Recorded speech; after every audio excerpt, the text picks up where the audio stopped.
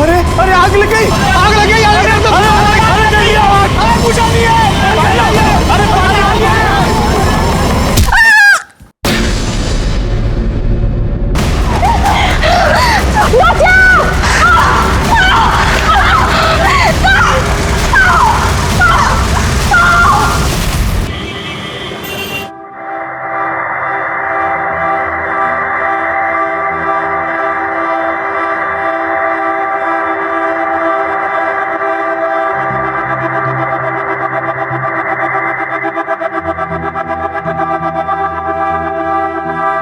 दुल्हन के माता पिता कहाँ हैं?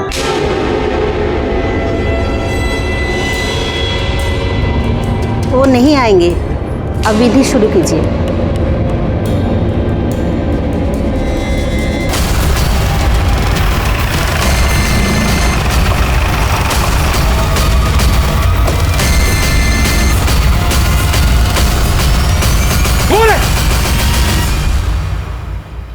कमीना कहीं का हमारी बेटी को जबरदस्ती उठाकर शादी कर रहा है। नहीं सर, रुक्मिणी अपनी मर्जी से शादी कर रही है ये। अरे काहे के पीछे हटिए, हम है ना यहाँ। तुम बताओ, ये शादी तुम्हारी मर्जी के खिलाफ हो रही है? नहीं सर, ये शादी हम अपनी मर्जी से कर रहे हैं। अरे काहे की मर्जी? सर, ये हमारी नाबालिग बेटी को बहला फुसला रहा है। नहीं सर, हम नाबालिग नहीं है। हमने 2016 में 10वीं पास की थी। ये देखिए, हम 19 साल के हैं। अरे ये सर्टिफिकेट सब झूठा है सर। आप झूठ क्यों बोल रहे हैं? ये जब छोटी थी ना तो हम इसका दाखिला 5वें में करवा दिए थे सीधे। अभी 18 की भी नहीं हुई है। ए, तुम बहुत जवानी फूट रहा है तुम्हारा। अभी बताते हैं तुमको। रुकिए, रुकिए। कैसी बातें कर रहे हैं आप? आपकी बेटी है ना ये? आपके मुंह से ऐसी बातें शोभा देती हैं उसके लिए? और ये जो हमारे मुंह पे कालिख पोत रही है, इसका क्या सर? ये देख रहे हैं, इसके पास सबूत है कि ये बालिग है। आपके पास कोई ऐसा सबूत है कि ये नाबालिग है? अरे इसे शादी करने से कोई नहीं रोक सकता। पीछे हटाइए ना, आप भी पीछे हटिए। चलिए, आप कीजिए।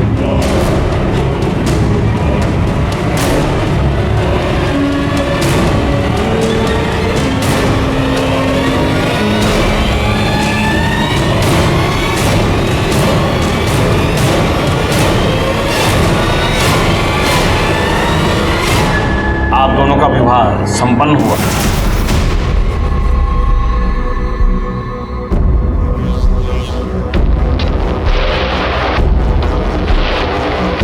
देखिए, हम समझ सकते हैं कि आपको बहुत तकलीफ हुई होगी। रुक्मिणी ने आपकी मर्जी के खिलाफ शादी की है, लेकिन हम आपको आश्वासन देते हैं कि हम इसका हमेशा ख्याल रखेंगे। अगर हो सके तो हमारे नए जीवन के लिए हमें आशीर्वाद दीजिए। ये क्या कर रहे हैं आप लोग? हमारा हाथ आपके ऊपर भी उठ सकता था, लेकिन रुक्मिणी के पिता हैं। आपकी बेइज्जती करेंगे तो उसको दुख होगा। तो हमको मारेगा? हमको मारेगा ये?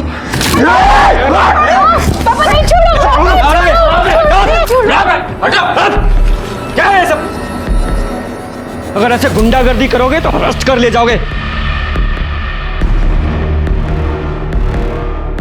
सुन बेटा, खेल अभी खत्म नहीं हुआ, खेला तो अब शुरू होगा।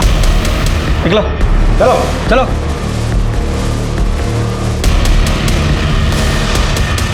चलिए।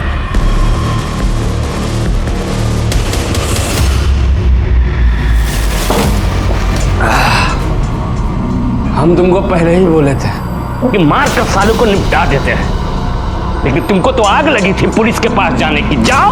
अरे हमने तो सोचा था कि पुलिस आके सारा खेल खत्म कर देगी, ये शादी रुकवा देगी, लेकिन छोड़ेंगे नहीं सालों को ना, छोड़ेंगे ना।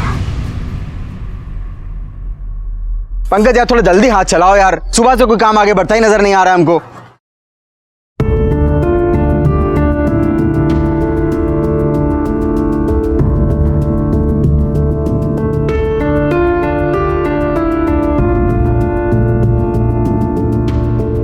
अरे देखो, मनोज भैया के मिसेज आए। ए, चलो फटाफट खाना खा के काम पे लगो।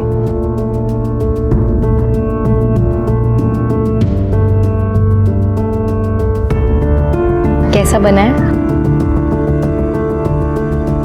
तुम खाई? हम खा लेंगे। अरे अभी खाओ हमारे साथ, हम खिलाएंगे तुमको अपने हाथों से।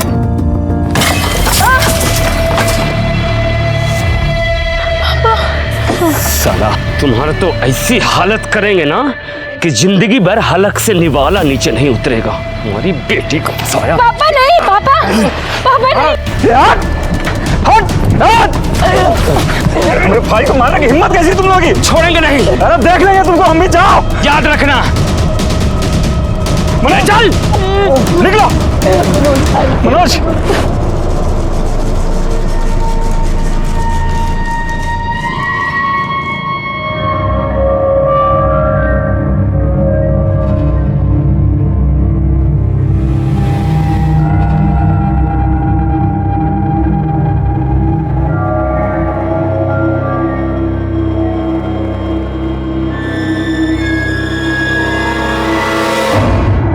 आ जाओ, एक सीट खाली, आ जाओ।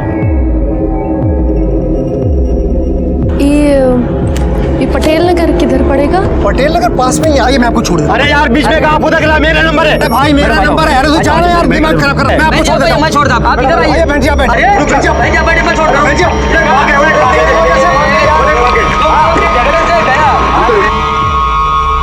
बहुत दुख रहा है ना? नहीं, ये मत लगाओ, हमको बहुत जलता है इससे। अरे इससे बहुत जलता है हमको। हाँ हम नहीं लगा रहे। अच्छा नहीं लगा रहे, हाँ नहीं लगा रहे।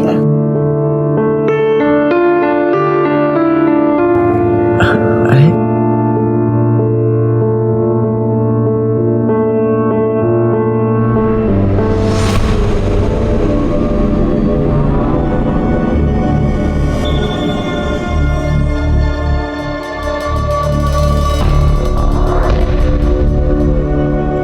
चाची, ये किधर पड़ेगा? बेटा ये आगे जाके दूसरी गली और तीसरा मकान।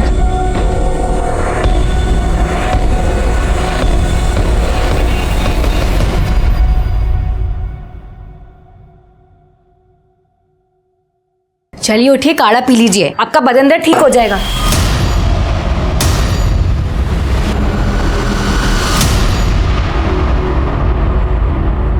लो भाई सामान ले आए, खड़ा धनिया नहीं मिला।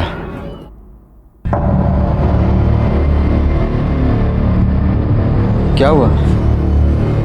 हम जब से बाहर से आए हैं तब से देख रहे बहू अंदर बैठी रो रही है।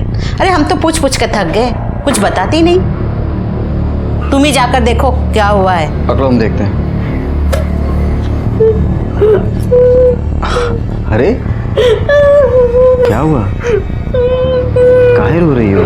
अब देखो ये मत कहना कि घर की याद आ रही है। तुमको पता था ना कि ये सब आसान नहीं होने वाला है। हमें पता था, पर हमें ये नहीं पता था कि तुम्हारा भाई हम पे जबरदस्ती करेगा। ऐसे कहाँ शर्मा रही हो? कभी देखी नहीं होगा। भैया छोड़िए हमें।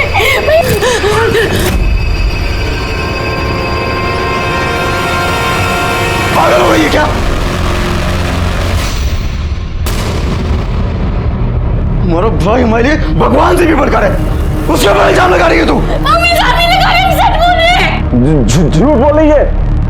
हम तो बीमार हैं, बाहर सो रहे थे।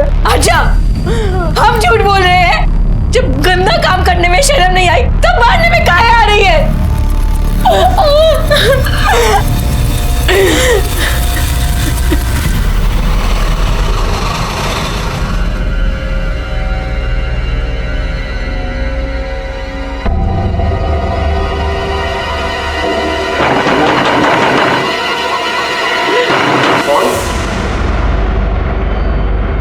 पापा। तुम कौन है? क्या लेने आई हो अब यहाँ?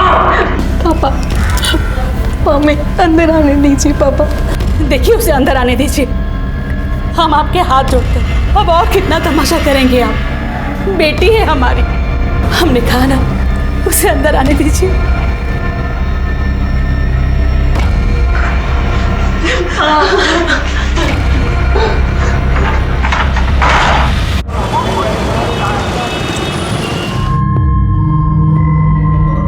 तुम्हें ऐसा बहू पर हाथ नहीं उठाना चाहिए था। हाँ तुम सुनी ना वो क्या बोल रही थी? भैया प्लीज ले आओ ना भाभी को।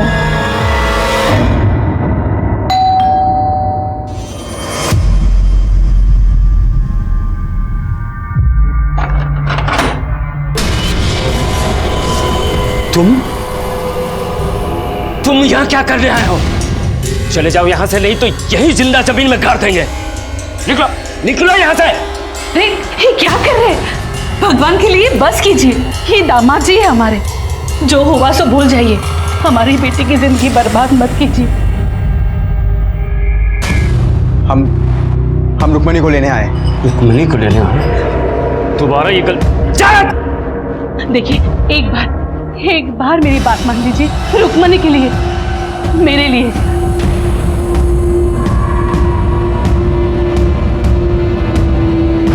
अरे सुन, हम सब कुछ भूलने को तैयार हैं, लेकिन एक शर्त पर। हमारी बेटी को दोबारा मत रुलाना। उसकी आंखों में आंसू नहीं देख सकते। अरे माना कि हम दिल से कठोर हैं, लेकिन बाप हैं उसके। तुम क्या देख रही हो? अरे दामाद जी पहली बार आए हैं, कोई अच्छा खाना बनाओ।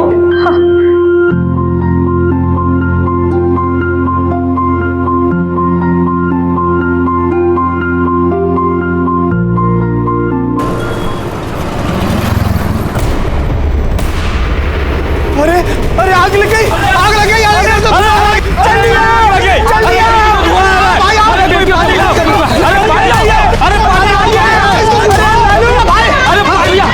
अबे हमारे बेटियों से भाग के कमरे में आग लगी।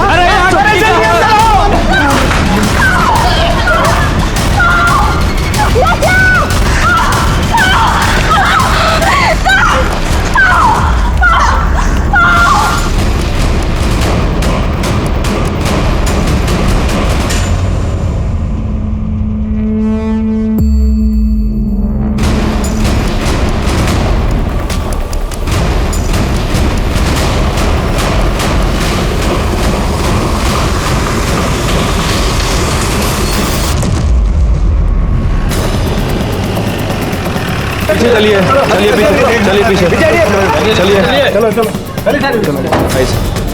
सर, 2 लोगों की बॉडी थी, मनोज और रुक्मणी। काफ़ी बुरी तरह से जल गए थे। मनोज की तो मौका वारदात पर ही मौत हो गई। रुक्मणी को हॉस्पिटल भेज दिया गया। ये रही सर मनोज की बॉडी।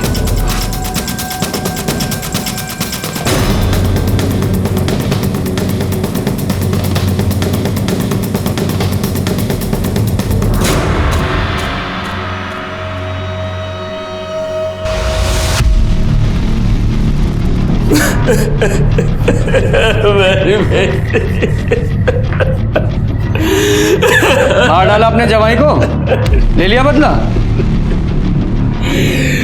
नहीं सर, हमने कुछ नहीं किया। हमने तो उन्हें माफ भी कर दिया था। वो दोनों यहाँ क्या कर रहे थे? रुक्मिणी 1 दिन पहले यहाँ आई थी, तो शायद मनोज ने उसे थप्पड़ मार दिया था, तो वो चिढ़कर हमारे घर आ गई। और मनोज ने उसे थप्पड़ क्यों मारा था? हमें क्या पता था। रुक्मिणी की माँ ने भी उससे पूछा, लेकिन उसने कुछ नहीं बताया। हाँ, फिर कल शाम मनोज हमारे घर आया। मुझे गुस्सा तो बहुत आया, लेकिन मैंने सोचा कि चलो जाने दो, बात बढ़ाने से क्या फायदा, एक ही तो बेटी है। और यहाँ तक कि कल रात में हम लोगों ने साथ में खाना भी खाया था। हम सब बहुत खुश थे साहब। ये देखिए, कल रात में हम लोगों ने तस्वीर भी ली थी, लेकिन हमें क्या पता था कि ये सब। ये आग कैसे लगी? हमें नहीं पता साहब। हम तो रात में सो रहे थे, तभी रुक्मिणी के कमरे से चीखने की आवाज आई। फिर उसके कमरे से धुआं निकलने लगा। पड़ोसी आए और उन्होंने दरवाजा तोड़ा, और उसके बाद। सच बोल रहा हूँ? सच बोल रहा हूँ। पर दिखाई नहीं दे रहा, क्योंकि मनोज से तो तुम बहुत नफरत करते थे। लग नहीं रहा सच बोल रहे हो। सच बताओ क्या हुआ था, वरना जेल में डाल के सड़ा दूंगा। नहीं साहब, जब रात में हमारी नींद खुली तो रुक्मिणी के कमरे से लड़ने झगड़ने की आवाज आ रही थी। हमने सोचा कि चलो पति पत्नी का झगड़ा होगा, कल तक खत्म हो जाएगा। फिर हम बाथरूम चले गए। बाथरूम से जब वापस आ रहे थे तो देखा कि मनोज मिट्टी के तेल का डब्बा लेकर कमरे के अंदर जा रहा और जाकर उसने दरवाजा बंद कर लिया। हमने दरवाजा खटखटाया लेकिन उसने दरवाजा नहीं खोला। अभी कुछ सोच ही रहे थे तभी रुक्मिणी के कमरे से चीखने चिल्लाने की आवाज आने लगी। हमने दरवाजे के छेद से झांक कर देखा तो मनोज रुक्मिणी को जला दिया था साहब। फिर हमने देखा कि मनोज को भी आग लग गई है। पड़ोसी आए, उन्होंने दरवाजा तोड़ा लेकिन तब तक मनोज मर चुका था साहब। तुम्हारा भाई कहाँ है? वो अस्पताल गया साहब। बाकी लोगों के बयान लो, बॉडी को मॉर्ग में भेजो, मनोज के घर वालों को भी बुलाओ। ठीक है सर।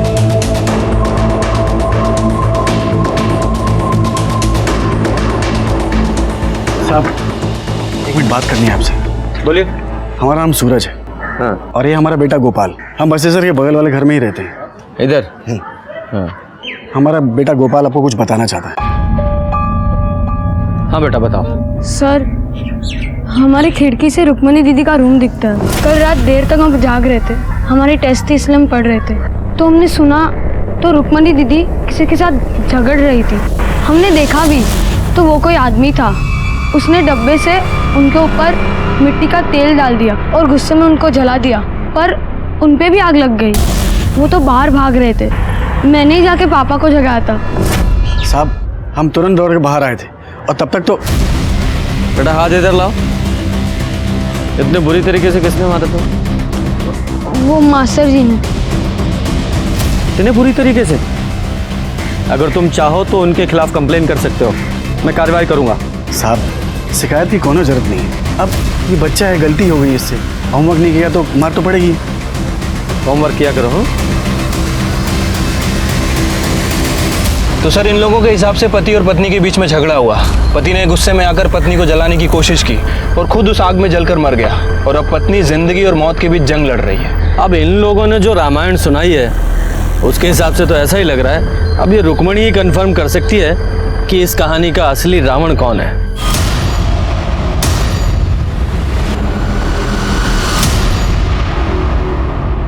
सर रुक्मणी कुछ भी बता नहीं सकती, वो कुछ बोलने की हालत में है ही नहीं। उसका बदन पूरी तरह से जल चुका है, अभी बेहोश है। अगर वो होश में आ भी जाए तो भी उसे ठीक होने में काफी समय लगेगा। देखिए ना साहब, क्या हालत कर दी हमारी बेटी की। ये सब हमारी गलती है, नहीं हम उसे घर में आने देते, नहीं वो ये सब करता। अच्छा हुआ कि राक्षस चढ़कर मर गया, वरना हम उसकी जान ले लेते। जब ये सब कुछ हुआ आप कहाँ थे? अपने घर में थे साहब, हमें तो अभी इस बारे में पता चला है, और हम तो इस रिश्ते के पहले से ही खिलाफ थे। अब देख लीजिए बड़ों की बात ना मानने का क्या नतीजा होगा। यादव जी, ये मनोज के घर वालों को इन्फॉर्म किया? हाँ, उन्हें मॉर्ग रूम बुलाया।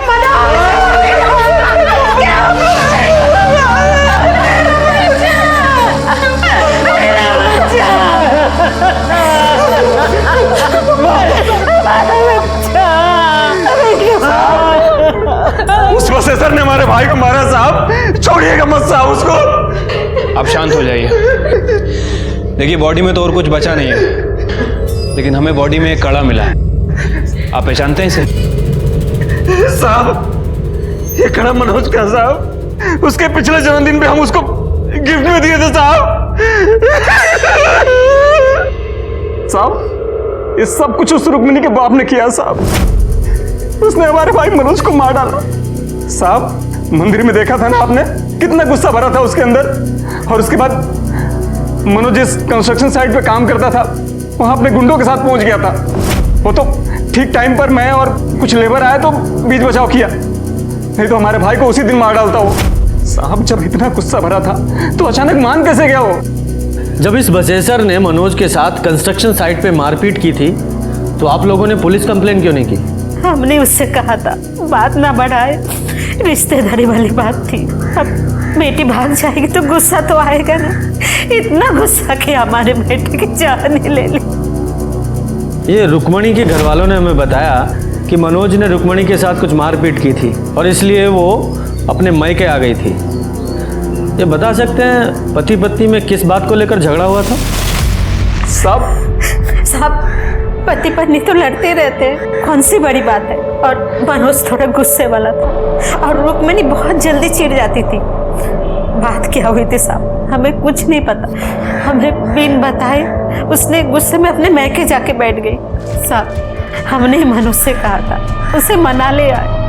साहब हमें क्या पता था, हम खुद ही मेरे बेटे को मौत के मुंह में भेज गए। क्या फिर से नौकरी छोड़ दी? तुम्हारे पैर में चक्री लगी है क्या? किसी नौकरी पे टिकते ही नहीं हो। तुम उसकी छोड़ो, वो मैं देख लूंगा। हाँ, बाद में बात करता हूँ। मेरे छोटे भाई को ना पहले मेरी शादी करनी है, फिर नौकरी करनी है। सही तो कह रहा है सर। अच्छा, तुम भी उसी का साथ दोगे? अपडेट बताओ। सर ये मनोज की पीएम रिपोर्ट है सर। बॉडी 80% जली हुई थी सर, और बॉडी पे कहीं भी कोई एक्सटर्नल इंजरीज और ट्रॉमा के निशान नहीं है। यादव जी, ये मनोज के घर वालों का कहना है कि मनोज काफ़ी गुस्से वाला था जी, और ये रुक्मणी ये भी काफ़ी शॉर्ट टेम्पर्ड थी।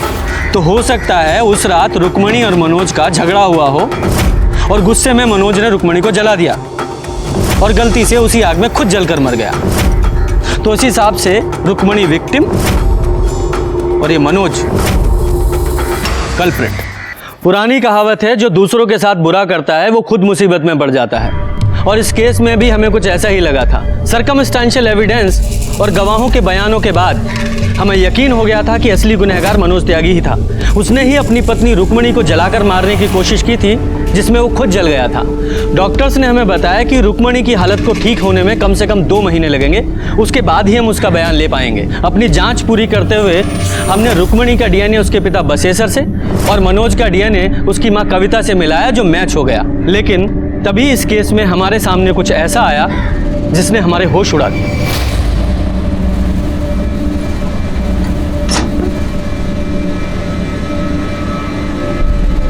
सरोज,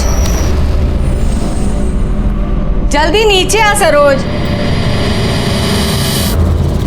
अरे कहाँ रह गई थी सरोज? जी अम्मा जी, वो हम छत पर ना कपड़े सुखा रहे थे। अच्छा सुन, बाहर बिरजू आया है, उसका हिसाब देख ले जरा, ठीक है? अच्छा सुन, 1 मिनट रुक। मुझे लगता है थोड़ा हिसाब उसका और बनेगा, तो तू एक काम कर, तू ये सारे पैसे ले जा, ठीक से हिसाब कर और बचे हुए पैसे लेके आ। चल जा। काय टुकुर टुकुर देख रही है? बाहर जा, जा अपना काम कर। अम्मा जी, हम कह रहे हैं लड़की कुछ ठीक नहीं लगती हमको। अरे बेफालतू का ना सब पे शक करता रहता है, अच्छी लड़की है वो। बताइए। 12 बोरी आलू की लेकर के आया हूँ और अपना 1 बोरी अदरक। 1 सेकंड, 1 मिनट।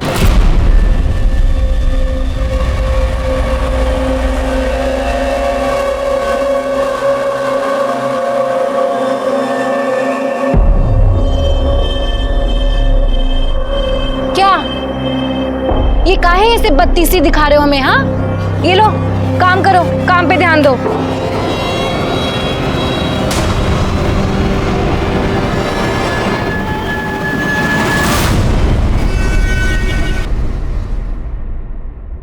सर, बिहार के बलुआ गांव में एक जवान लड़के ने एक लड़की के साथ मिलकर वहां रहने वाली विधवा के घर लूटपाट की और उसके बाद उसकी हत्या कर दी। सर, उसका नाम दुर्गा देवी था, 65 साल की थी और काफ़ी अमीर थी। बाकी की फैमिली दिल्ली में रहती है। और सर, ये दोनों कल्पिट बिरजू और सरोज उसी के घर काम करते थे। सर, बिहार पुलिस ने बताया कि वो दोनों कल्पिट मुगल सराय की तरफ आए हैं। सारे डिटेल सर्कुलेट करवा दीजिए। हाँ सर, लेकिन एक बार फोटो तो देख लीजिए। ऐसा क्या है फोटो में?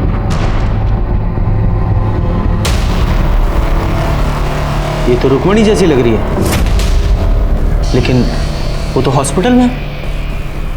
ये बिहार में कैसे हो सकती है? यादव जी, ये रुक्मणी की फाइल निकालो।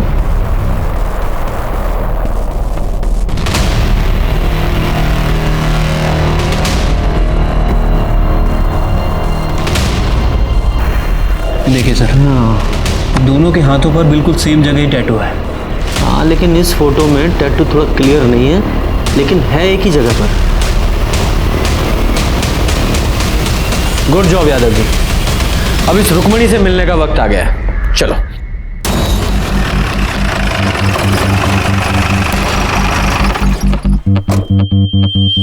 सर, आप ये सही नहीं कर रहे। देखिए, हमें पता है हम क्या कर रहे हैं।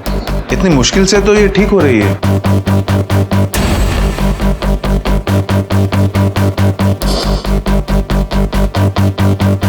देखिए, मैंने पहले ही कहा था, अगर यहाँ पे कोई टैटू होता तो बुरी तरह से जल चुका होगा। डॉक्टर साहब, क्या कोई और तरीका नहीं है जिससे ये पता लग जाए कि पहले यहाँ टैटू था या नहीं? जी नहीं, क्योंकि स्किन के पिगमेंट्स जल चुके हैं। अब इसे पता लगाने का कोई तरीका नहीं है। एक तरीका है, बिहार चलना होगा। शायद वहीं चलकर इस सरोज और रुक्मणी की पहेली सुलझे।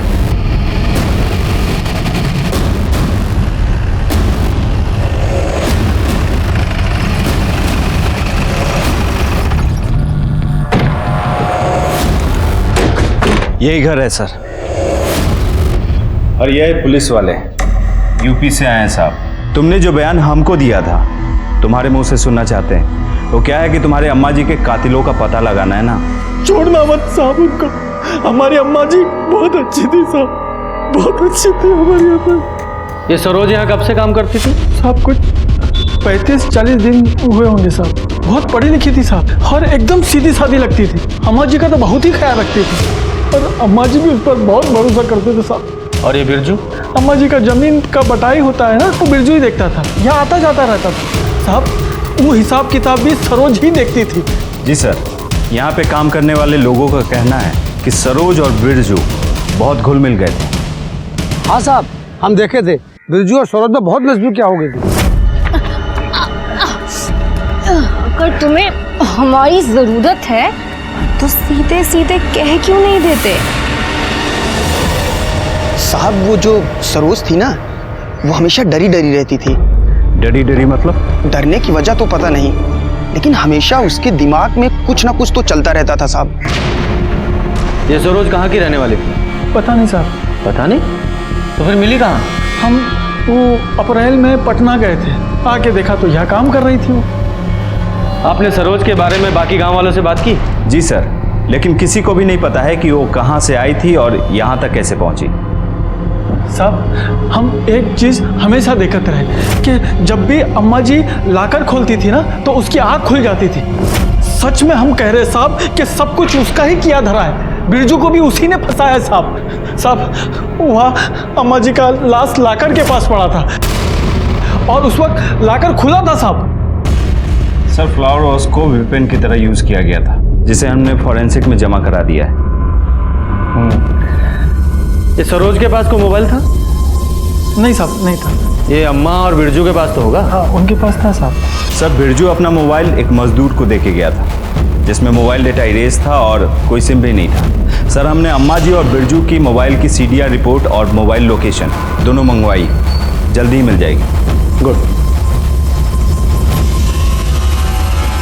सर, बिरजू के मोबाइल लोकेशन और मोबाइल डिटेल्स में कुछ भी सस्पिशियस नहीं है, लेकिन सर ये अम्मा जी नटवा गांव में भीमा के कांटेक्ट में थी। ये भीमा कौन है? हिस्ट्री शीटर है सर। ह्यूमन ट्रैफिकिंग के केस में कई बार पकड़ा गया, पर हमेशा बेल पे छूट जाता है। लेकिन सर, मेरी समझ में ये नहीं आ रहा है कि दुर्गा देवी उससे बात क्यों करती थी। वो भी पता चल जाएगा।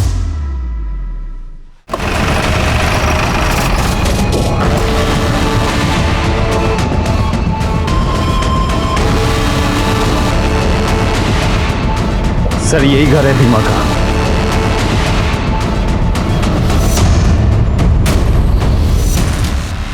यहाँ तो ताला लगा है। कैसे पता लगाएं सर, कहाँ गया होगा?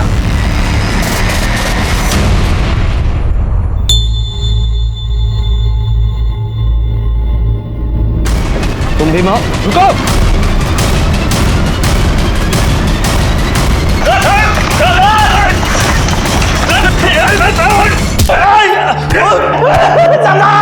आपको कुछ नहीं पता, आपको कुछ नहीं पता साहब, छोड़ दीजिए। रुको। कितना मारते हो तुम लोग? बहुत लगा? जी साहब। अच्छा, पानी पियोगे? हाँ साहब। ठीक है, पिलाते हैं। पर पहले सच बताओ, सरोज को तो जानते हो? कौन है, कहाँ से आई थी, सारी डिटेल्स बताओ उसकी। साहब, हम कसम खा के कहते हैं, हमको नहीं पता साहब। अम्मा ना सच बोलती थी, ये लातों के भूत बातों से नहीं मानते। तुम लोग ना अपने तरीके से पूछ लो, मुझे तो ये कुछ बताएगा नहीं। साहब रुकिए साहब, बताते साहब। अब बताते। बताओ। सब वो दरअसल वो राम लगन आदमी का फोन आया था हमारे पास। वो हमको बोला कि उसके पास एक 19 साल की एक लड़की है जो बहुत ही खूबसूरत है, उसका हाथ पैर भी ठीक ठाक है। तो सब 1 लाख में हमारा डील फाइनल हो गया। उसके बाद सब हम 5 दिन अपने साथ ही रखे नटुआ गांव में, बस इतना ही साहब। फिर 5 दिन बाद क्या किया? वो अम्मा जी को बेच दिए थे 1.5 लाख रुपए में। ये राम लखन का जो फोन आया था मोबाइल से आया था? जी। यादव जी सर, उस नंबर को ट्रेस करो। कहाँ का रहने वाला है ये? जी यूपी। तो लड़की को तुमने यूपी से उठाया? साहब ये तो हमको पता नहीं है, लेकिन यूपी और बिहार का जो बॉर्डर है ना, वहीं पर लेन देन हुआ था। कब हुआ था?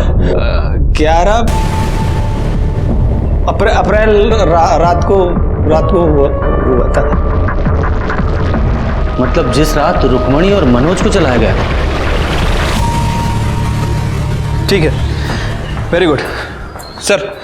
राम लखन का फोन ट्रेस हो गया है सर। ये राम लखन और कोई नहीं बल्कि बसेसर दुबई है, रुक्मणी का पिता। क्या? तो क्या ये सरोज और रुक्मणी दोनों एक ही हैं? अगर ये सरोज रुक्मणी है तो फिर वो लड़की कौन है जो हॉस्पिटल में है? या फिर दोनों जुड़वा बहनें हैं? सर जो लड़की हॉस्पिटल में है उसका डीएनए बसेसर दुबई के डीएनए से मैच भी हुआ था। बड़ी उलझी हुई पहेली है। सबसे पहले ना ये मुगल सराय जाकर इस बसेसर से बात करनी पड़ेगी। यादव जी इस बसेसर की पूरी जन्म कुंडली निकालो। जी। और सिन्हा साहब सर, जितने भी टोल नाका हैं सबकी सीसीटीवी फुटेज निकालो। इस सरोज का मिलना बहुत जरूरी है। और वो बिरजू, उसके मोबाइल में उसका सिम नहीं था, हो सकता है उसने दूसरे मोबाइल में सिम डालकर एक्टिवेट किया हो। पता करने की कोशिश करो। इन दोनों का मिलना बहुत जरूरी है। जी सर।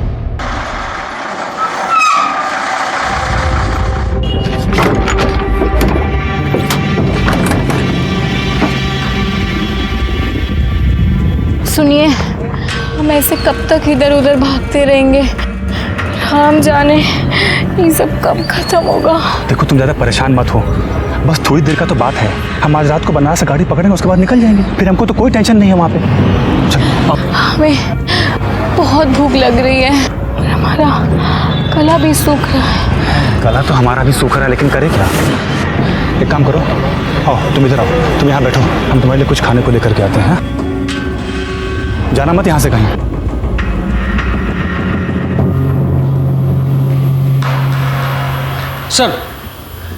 सर बसेसर के बारे में एक इन्फॉर्मेशन मिली। क्या? बसेसर की पहले भी एक शादी हुई थी किसी दुलारी नाम की औरत के साथ। उससे एक बेटी भी है, महुआ रुक्मणी से 2 साल बड़ी है। ये महुआ की कोई फोटो मिली? नहीं सर। ये दुलारी और महुआ कहाँ है अभी?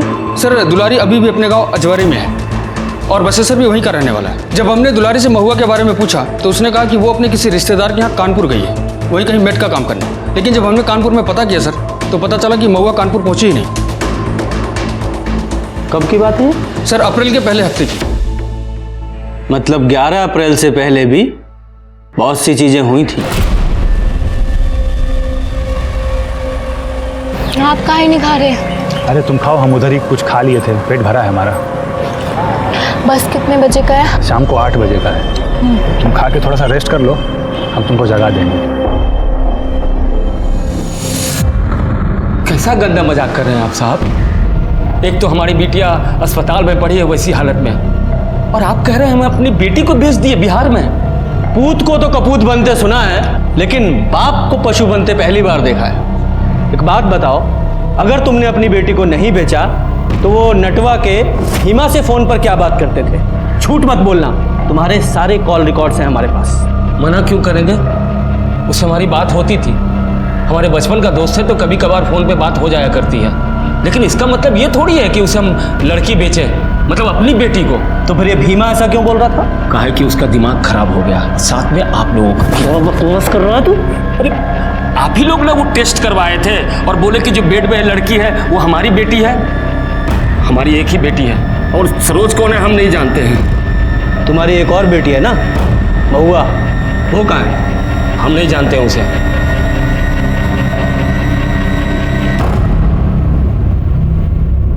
ठीक है, जाओ।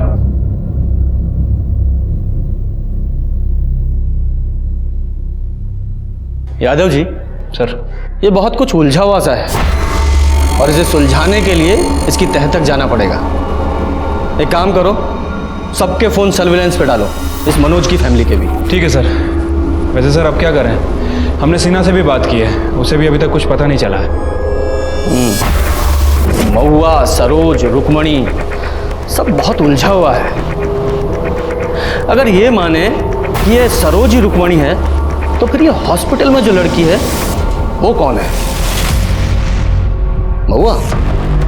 सर रुक्मणी की तबीयत पहले से बेटर है, बीच बीच में होश भी आ रहा है उसे, मगर उसके वोकल कॉर्ड्स बुरी तरह से झुलस चुके हैं।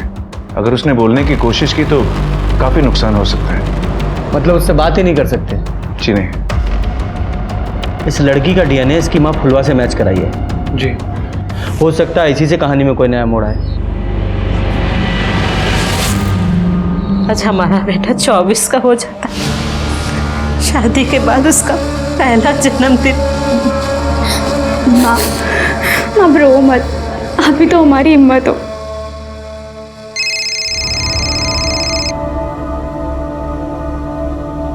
हेलो सर, अभी भी मनोज की बहन नीला को किसी ने फोन किया सर। ये सुनिए सर।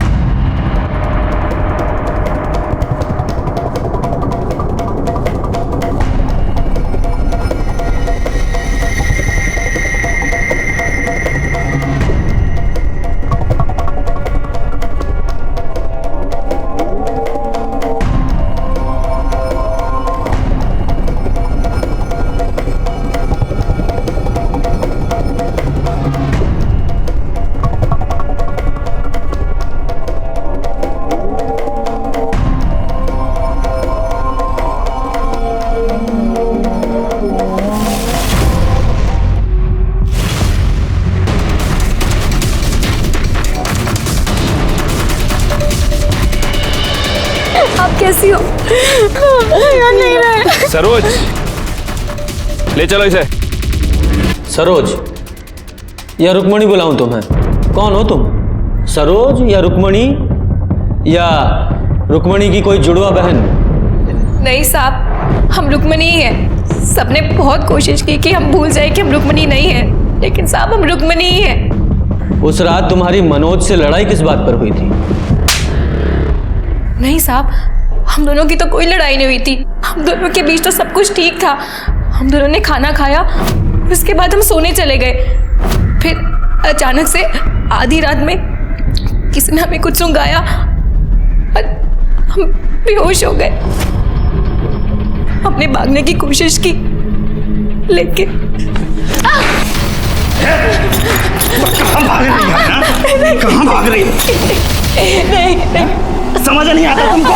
तुम ऐसे नहीं समझ। रुको, समझाते हैं तुम। हमारे साथ रेप किया और 5वें दिन। एक बात सुन लो, हम तुमको ना अम्मा के पास भेज दिए। हाँ, भेज दिए हैं तुमको। अब से तुम्हारा नाम सरोज है। सरोज, रुक्मणी नाम को भूल जाओ। और अगर तुमने भागने का कोशिश किया ना तो पता क्या होगा? जो पूरा गांव का मर्द लोग है ना, वो तुम्हारे ऊपर छोड़ देंगे। उसके बाद तुमको और तुम्हारे मनोज को, दोनों को गोली मार देंगे। अम्मा जी बहुत अच्छी इंसान थी, वहां में कोई परेशानी नहीं थी। पर साहब, हम वहाँ कैसे रहते? हमें तो अपने पति के पास जाना था। हम मनोज से बहुत प्यार करते थे साहब। हमारे पास कोई फोन भी नहीं था जिससे कि हम मनोज को फोन कर सके।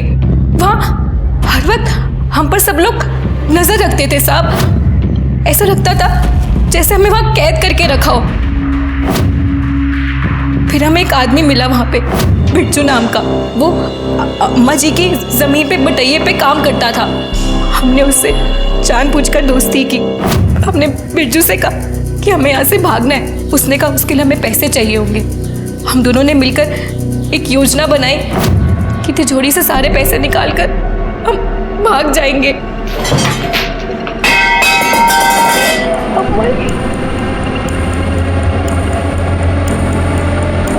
अरे अच्छा पैसा कहाँ है इसमें? तुमने कहा बहुत सारे पैसे हैं।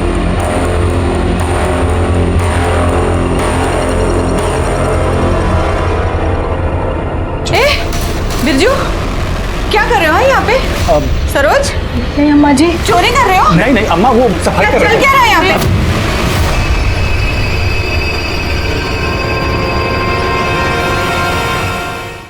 तो तुम यहाँ मुगल सराय आना चाहती थी मनोज के पास?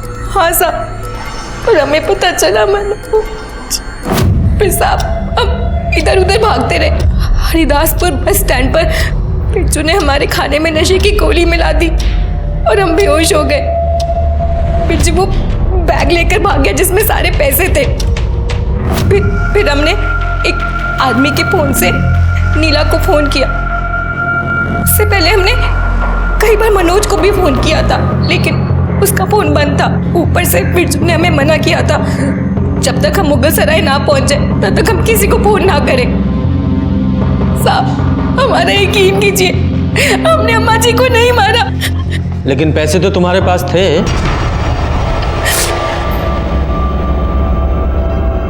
हाँ साहब, जब बिरजू ने खाना खाने से मना किया तब हमें उसकी नीयत पर थोड़ा सा शक हुआ, तो हमने पैसे अपने पास छुपा लिए थे। मनोज ने तुम्हें किस बात पर मारा जो तुम मायके चली आई थी? उसके भाई राजेश ने हमारे साथ बलात्कार करने की कोशिश की थी। हमने मनोज को बताया भी साहब, पर उसने हम पे यकीन नहीं किया। सर, डीएनए रिपोर्ट आ गया।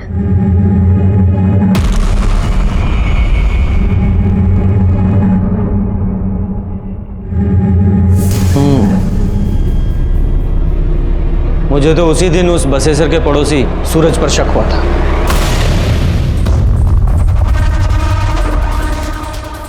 तुमने पुलिस से झूठ क्यों बोला? देखिए साहब, आप हमारे बच्चे के साथ ऐसे सवाल जवाब नहीं कर सकते। अच्छा, उस दिन तो तुम ही लाए थे ना इसे बयान दिलवाने के लिए। अब क्या हुआ? बेटा झूठ बोला था ना उस दिन तुमने। सर हमें कुछ नहीं पता था, हमने कुछ देखा भी नहीं था। वो तो पापा और बसेसर चाचा ने जो कहने को बोला था वो अपने आप को कह दिया।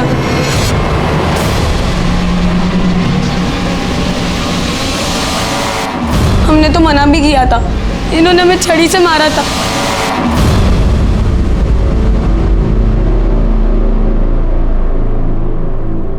तुम्हारे खिलाफ सारे सबूत हैं हमारे पास। अब फटाफट सारी सच्चाई बताओ।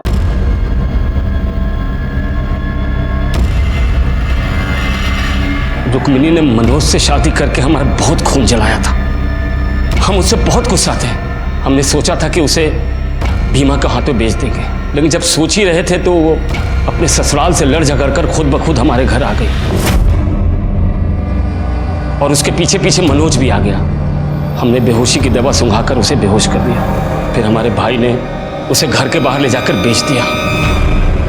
फिर हमने मनोज को वहीं जला दिया और ऐसा नाटक किया कि ये सब मनोज का किया धरा।